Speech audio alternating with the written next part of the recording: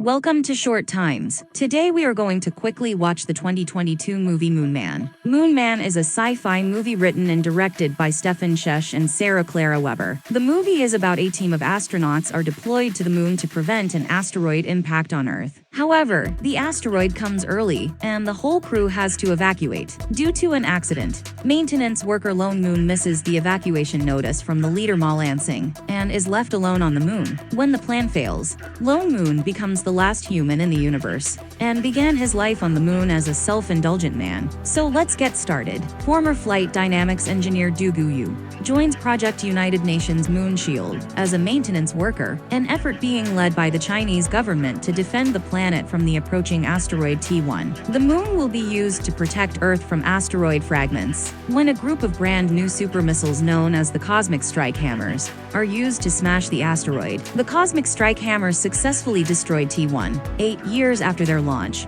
although one of the missiles was diverted off track by a solar storm, sending part of the asteroid fragments in the direction of the moon station. Yu unintentionally gets left behind during the quick departure of the facility, arriving too late to board the final rocket for evacuation. Meanwhile, he sees a large chunk hit Earth, seemingly destroying all of humanity. Yu, who believes he is the last remaining human, spends his time fantasizing about his unfulfilled crush on Ma Lansing, the base commander, unaware that certain UN's agents, including Lansing herself, have been keeping an eye on him via the station's video surveillance feed. A segment of humanity has made it through the disaster in underground bunkers, but the situation on Earth is hopeless due to a global dust cloud that is blocking the sun's radiation. In order to present Yu as a role model and inspire hope among the survivors, UN's chairman Sun Guanjiang supports the creation of a public livestream linked to the station. As a result of the broken audio connections to the station, it is decided to add overdubbing and outside narration. Yu learns that the UN's research section has left behind a temperamental red kangaroo named King Kong Roo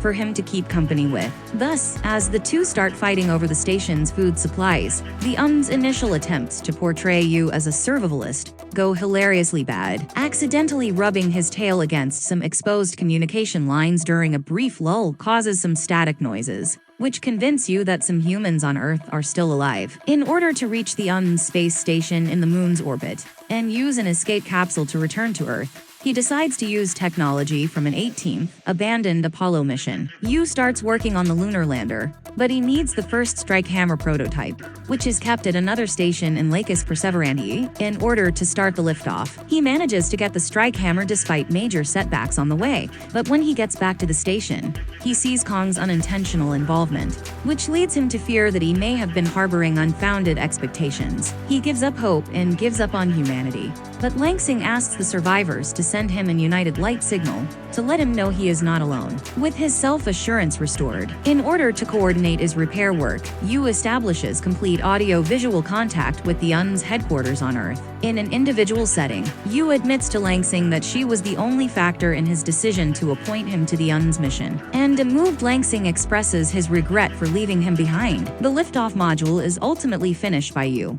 who also makes it to the lunar space station. But just then, the UN's learns that another significant piece of T1, called T1+, is headed straight for Earth and poses a threat to destroy all life on the planet. Upon receiving the news, Yu offers to direct his lander toward T1+, so that the strike hammer's warhead can destroy it. However, as he approaches T1+, he clashes with some leftover pieces of T1, which makes the missile's engine ineffective. He selflessly sacrifices himself by directly controlling the bomb with the rockets on his spacesuit in order to destroy T1+, knowing that he is the last hope for humanity. After the dust on the planet naturally cleared away more than 10 years later, human civilization has regenerated and has even begun to advance past its pre-impact levels. Heading to the moon station, Lansing illustrates Yu's soul being with her, as they watch the remains of T1+ fall into a stable orbit around the Earth as a planetary ring.